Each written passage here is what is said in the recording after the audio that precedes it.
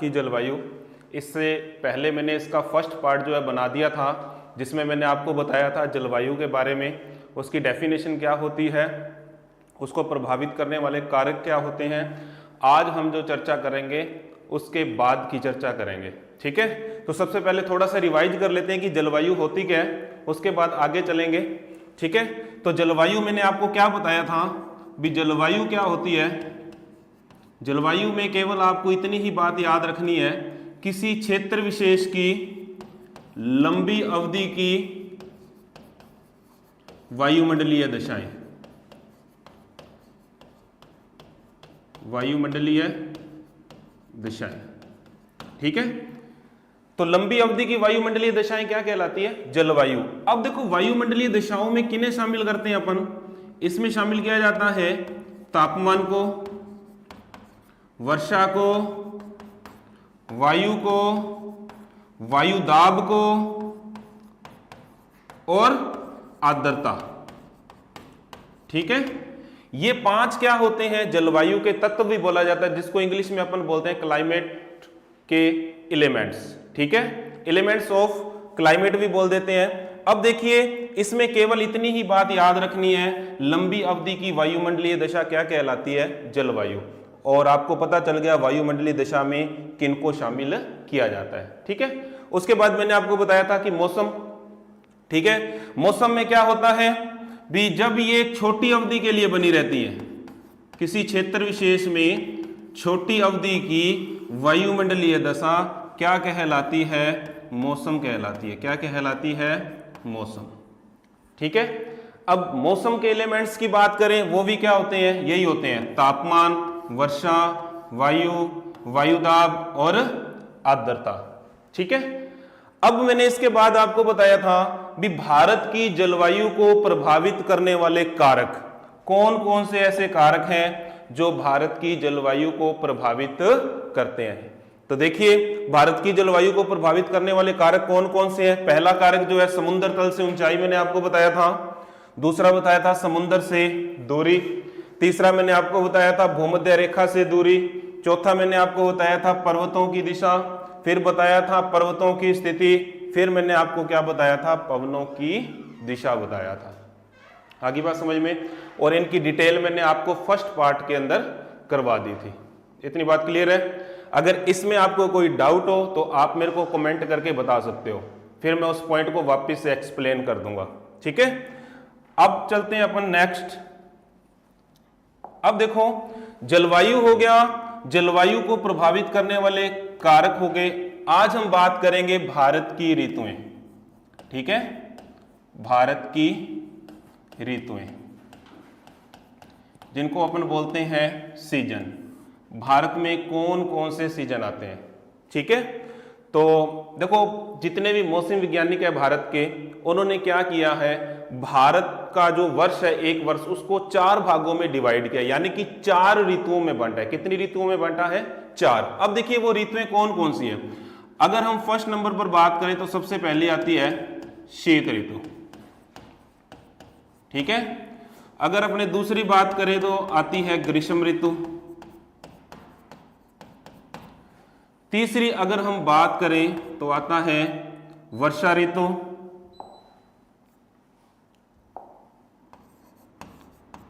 वर्षा ऋतु, ठीक है। चौथी अगर हम बात करें तो आती है शरद ऋतु, ठीक है।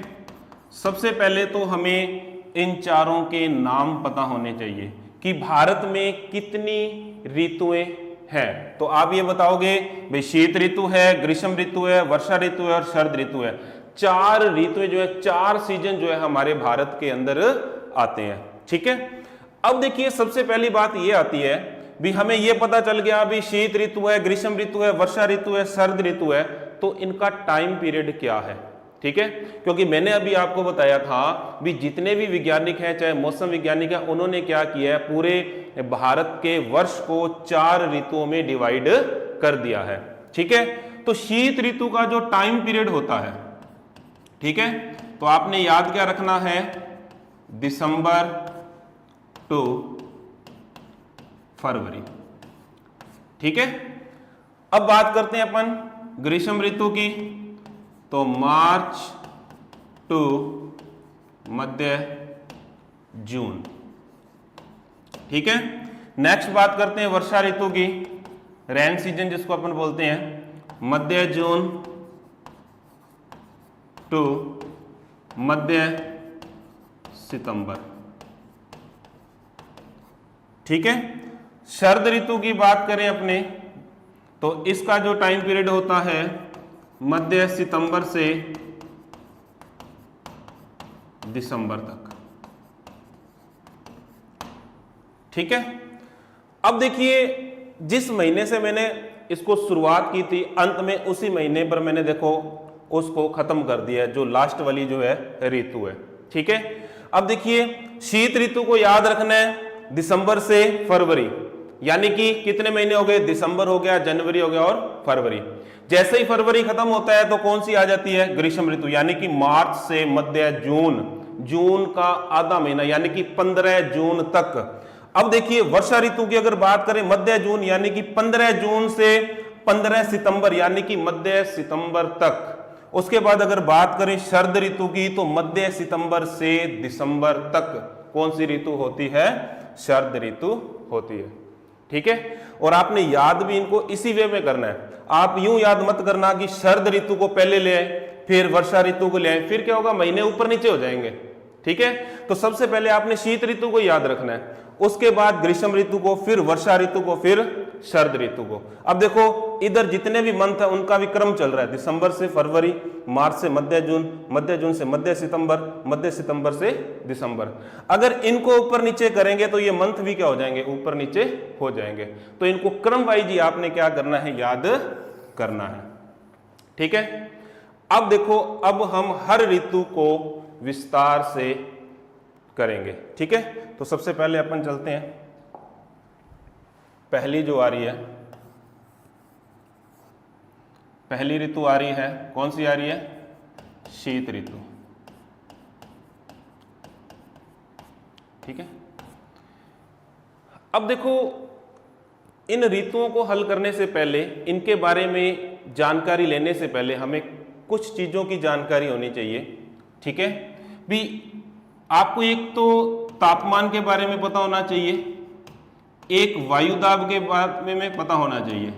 ठीक है, और एक जो हवाएं जो होती है, विंड जो होती है, जिनको अपने पवन बोलते हैं, ठीक है, इसके बारे में पता होना चाहिए।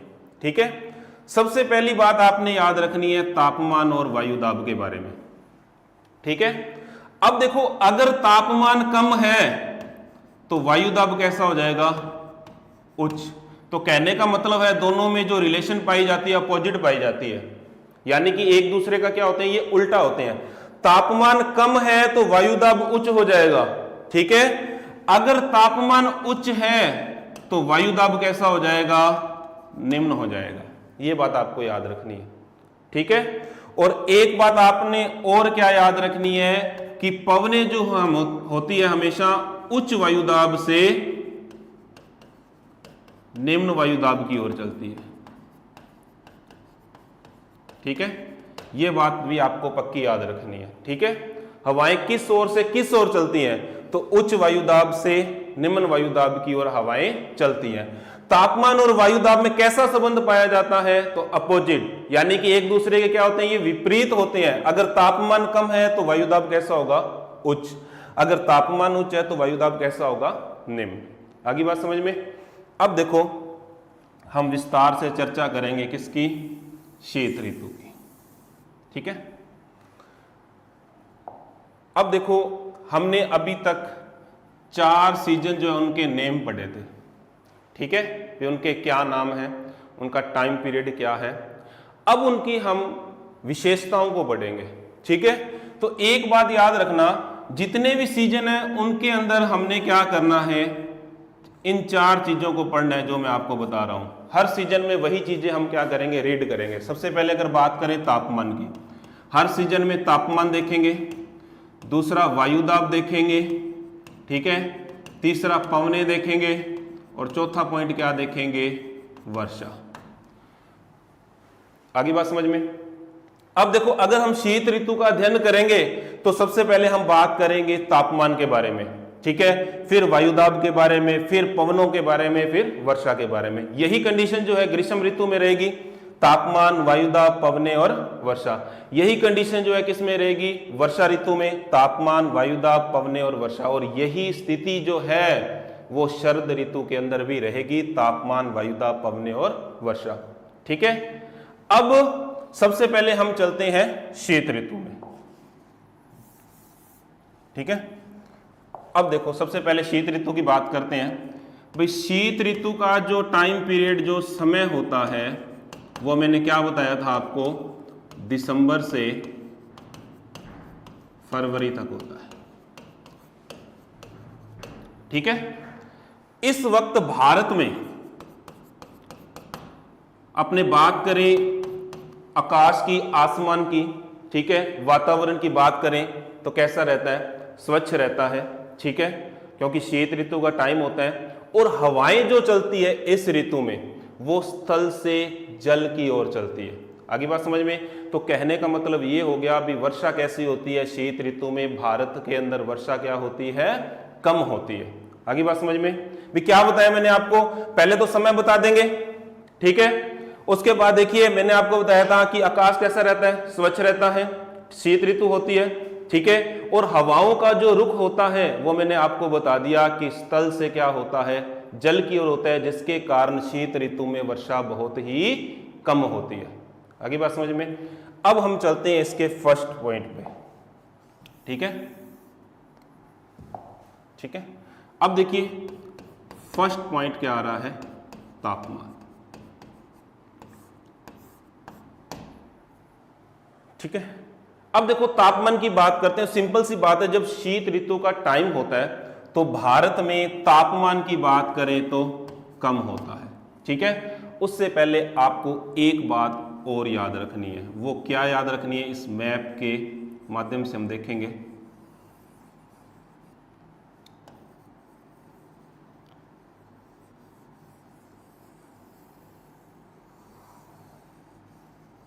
ठीक है, अब देखो कर्क रेखा बिल्कुल यहां से होके निकलती है।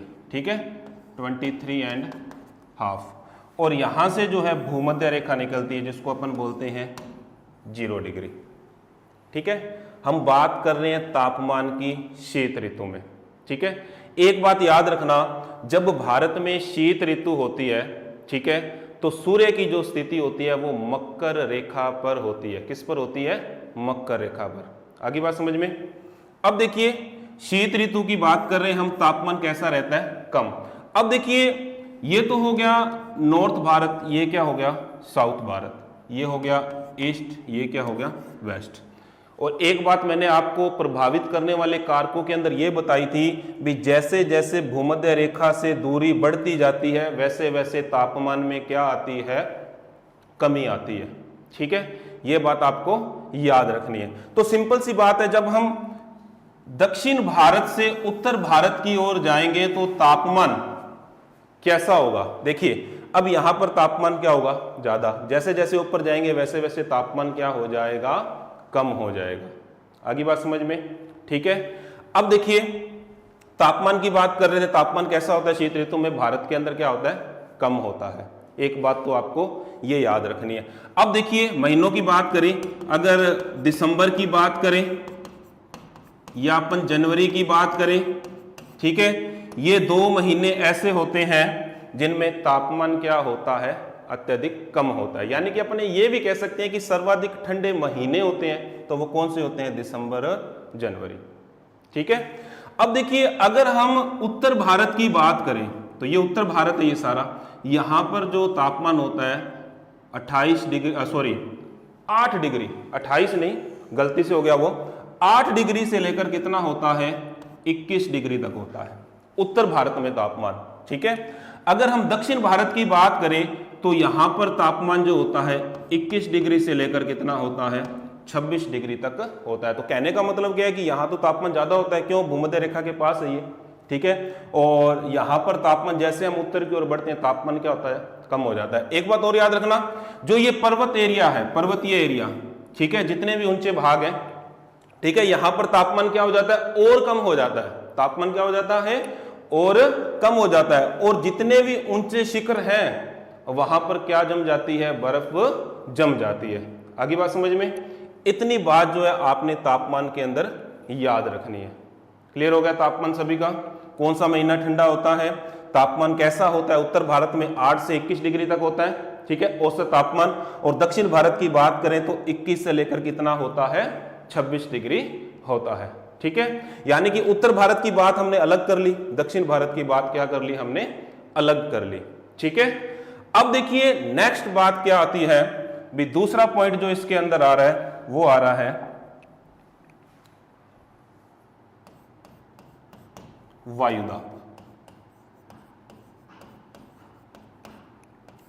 अब देखिए वायुदाब की बात करें, और इधर हम क्या बना लेते हैं, हमारा भारत, शॉर्टकट में बना लेते हैं दक्षिण भारत, पूरा बनाने की जरूरत नहीं है, ठीक है। इधर के आगे कर्क रेखा आगे, ठीक है। अब वायुदाब की बात कर रहे हैं, तो भारत में तापमान कैसा होता है शीत ऋतु में? तापमान कम हो गया, तापमान क्या हो गया, कम। तो सिंपल सी बात है, वायुदाब कैसा हो जाएगा, उच्च हो जाएगा, ठीक है। वायुदाब कैसा हो जाएगा, उच्च हो जाएगा। तो हम वायुदाब की बात कर रहे हैं, ऋतु कौन सी चल रही है, हमारी शीत ऋतु चल रही है। अगर आपसे पूछ लिया जाए भाई भारत में वायुदाब की कैसी कंडीशन होती है, तो आपका आंसर क्या हो जाएगा, वायुदाब कैसा पाया जाता है, उच्च पाया जाता है। क्यों? क्योंकि शीत ऋतु का टाइम है, तापमान भारत के अंदर कम है, तो वायुदाब कैसा हो जाएगा, उच्च हो जाएगा, उच्च हो जाएगा। अब इसके विपरीत अगर हम बात करें, ये क्या है, हिंद महासागर, ये क्या हो गया, हिंद महासागर, ठीक है, हिंद महासागर हो गया। इधर क्या हो गया, बंगाल की खाड़ी, बंगाल की खाड़ी, और इधर क्या हो गया, अरब सागर, ठीक है। एक बात और आपने याद रखनी है, जो कंडीशन स्थल पर है ना, उससे अपोजिट कहां होगी, जल भाग में होगी, ठीक है। यानी कि अगर लैंड एरिया की बात करें या ओशियन की बात करें, दोनों में जो कंडीशन होगी एक दूसरे के क्या होगी, अपोजिट होगी। कैसे? अगर शीत ऋतु में भारत के अंदर तापमान कम है, वायुदाब उच्च है, तो हिंद महासागर की बात करें तो तापमान कैसा होगा, तापमान क्या होगा, अधिक, या जिसको अपन बोलते हैं उच्च, ठीक है। और वायुदाब कैसा हो जाएगा। अब देखो, क्या ये वाली कंडीशन और इस वाली कंडीशन में विपरीत संबंध नहीं है? है। अब देखिए तापमान कम है, यहां पर तापमान अधिक है, वायुदाब उच्च है, तो यहां वायुदाब कैसा हो गया, कम। और मैंने आपको बताया था कि दोनों में कंडीशन जो होती है वो कैसी होती है, बिल्कुल उल्टा होती है, विपरीत होती है, अपोजिट होती है, ठीक है। इतनी बात समझ में आ गई। तो वायुदाब की बात कर रहे थे, शीत ऋतु का टाइम है, तापमान कम है, और वायुदाब की कंडीशन क्या हो जाएगी, उच्च हो जाएगी। उसके अपोजिट बात करें अपन अरब सागर में या हिंद महासागर में, तापमान अधिक हो जाएगा, वायुदाब क्या हो जाएगा, कम हो जाएगा। और मैंने आपको एक बात यह भी बताई थी, भी पवनें हमेशा उच्च वायुदाब से निम्न वायुदाब की ओर चलती है। तो हवाएं सिंपल सी बात है किस चलेगी, यानी कि स्थल से कहां चलेगी, जल की ओर चलेगी, ठीक है। अब देखिए कई बार ये पूछ लेता है भी भारत में सबसे ज्यादा उच्च जो वायुदाब होता है वो कहां पर होता है, ठीक है। तो एक बात याद रखना भी थार का जो मरुस्थल है, ठीक है, थार का मरुस्थल, ठीक है, थार मरुस्थल में भारत के अंदर सर्वाधिक क्या पाया जाता है, उच्च वायुदाब पाया जाता है। क्या पाया जाता है, सर्वाधिक उच्च वायुदाब पाया जाता है, ठीक है। इतनी बात समझ में आई। भाई अगर पूछ लिया जाए भारत में सर्वाधिक उच्च वायुदाब कहां होता है, तो आपका आंसर क्या हो जाएगा, थार मरुस्थल, ठीक है। अगर विश्व में पूछ लिया जाए तो शीत ऋतु में याद रखना विश्व में 3 ही जगह ऐसी है जहां पर वायुदाब जो होता है उसकी कंडीशन कैसी होती है, उच्च वाली होती है। एक तो याद रखना रूस के अंदर बैकाल झील, ठीक है, इसके पास वाला जो एरिया वहां पर वायुदाब कैसा होता है, उच्च होता है। दूसरा अगर अपने बात करें पेशावर का नाम सुना होगा, पाकिस्तान में है, यहां पर वायुदाब कैसा होता है, उच्च होता है। और तीसरी अगर अपने बात करें थार मरुस्थल की, ये जो हमारे भारत में, इसके बारे में मैंने आपको पहले ही बता दिया भी भारत के अंदर थार का मरुस्थल ऐसा है जहां पर सर्वाधिक क्या पाया जाता है, वायुदाब पाया जाता है। ठीक है, तो दूसरा पॉइंट भी मुझे जहां तक उम्मीद है आपको समझ में आ गया होगा। ठीक है, तो नेक्स्ट चलते हैं तीसरा पॉइंट। इसके तीसरा पॉइंट जो आ रहा है वो आ रहा है पवन। ठीक है, सबसे पहले तो बात आपने ये याद रखनी है भी शीत ऋतु में जो हवाएं चलती है उनकी गति जो होती है कम होती है। ठीक है, अब देखो क्या कंडीशन होती है, हमने किसको याद रखना है, दक्षिण भारत को याद रखना है। ठीक है, और मैंने कंडीशन आपको बताई थी भाई यहां पर तापमान कैसा हो जाएगा, तापमान कैसा हो जाएगा, कम है यहां पे भारत के अंदर, तो वायुदाब कैसा हो जाएगा, वायुदाब क्या हो गया, उच्च। अब इसके उल्टी कंडीशन कहां बनती है, अपोजिट बिल्कुल, वो बनती है जल भाग में, यानी कि हिंद महासागर में। यहां पर अगर तापमान की बात करें तो कैसा हो जाएगा, उच्च, और वायुदाब कैसा हो जाएगा, निम्न।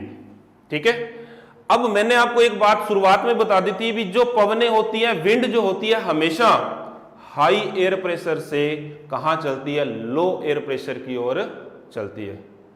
ठीक है, उच्च वायुदाब से निम्न वायुदाब की ओर क्या चलती हैं, हवाएं चलती हैं। और देखो शीत ऋतु में जो पवनें चलती हैं वो लैंड एरिया से कहां चलती हैं, वाटर एरिया यानी कि जल की ओर चलती हैं। किस ओर चलती हैं, स्थल से जल की ओर चलती हैं। आगे बात समझ में, उसका रीजन मैंने आपको ये बता दिया, सब कुछ आपको ये याद रखना है, तापमान कम वायुदाब उच्च। ठीक है, यही कंडीशन इसका बिल्कुल उल्टा हो जाएगी यहां पे, तो हवाएं कहां चलेगी, विंड हमेशा आपको पता है कि उच्च वायुदाब से निम्न वायुदाब की ओर चलेगी। तो शीत ऋतु में हवाएं जो होती हैं स्थल से जल की ओर चलती हैं, इसी कारण शीत ऋतु में वर्षा कम होती है, स्थल से आती है, आर्द्रता कम होती है। ठीक है, जिस कारण भारत में शीत ऋतु में वर्षा क्या होती है, कम होती है। आगे बात समझ में, तो तीसरा पॉइंट पवनों वाला आपको समझ में आ गया होगा। ठीक है, नेक्स्ट चलते हैं, चौथा पॉइंट आ रहा है वर्षा, रैन। तो बात हम कर रहे हैं शीत ऋतु की। ठीक है, शीत ऋतु में हवाएं जो चलती हैं, ठीक है, स्थल से कहां चलती है, जल की ओर। ठीक है, जिस कारण हवाएं जो होती है स्थल से आने की वजह से ये क्या हो जाती है, शुष्क होती है, जिसके कारण वर्षा जो होती है सर्दियों में भारत के अंदर क्या होती है, कम। आगे बात समझ में, वर्षा कैसी होती है, कम होती है। इतनी बात आपने क्या याद रखनी है, इसके बारे में याद रखनी है ये दो, वर्षा कैसी होती है, कम।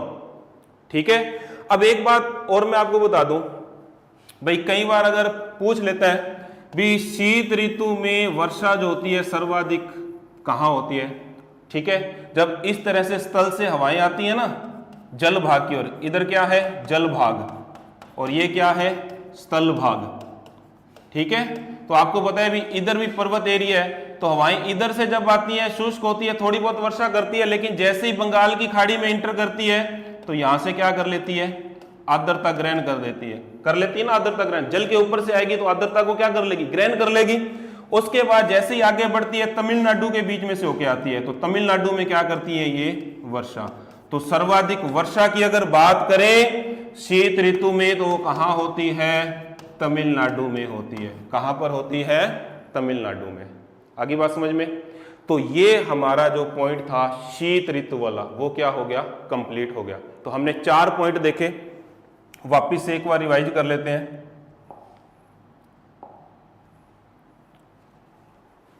शीत ऋतु की बात कर रहे थे, तापमान मैंने आपको कैसा बताया था, कम होता है। दिसंबर और जनवरी में क्या होता है, तापमान सबसे ज्यादा कम होता है, यानी कि हम यूं कह सकते हैं कि सबसे ज्यादा ठंडे महीने होते हैं। उत्तर भारत का तापमान मैंने आपको बताया था, दक्षिण भारत का तापमान मैंने आपको बताया था। आगे बात समझ में। उसके बाद बात करते हैं हम वायुदाब की। तो देखिए वायुदाब की कंडीशन, इस मैप को अगर हम देखते हैं तो आपको पता चल जाएगा कि वायुदाब की कंडीशन कैसी होती है। ठीक है।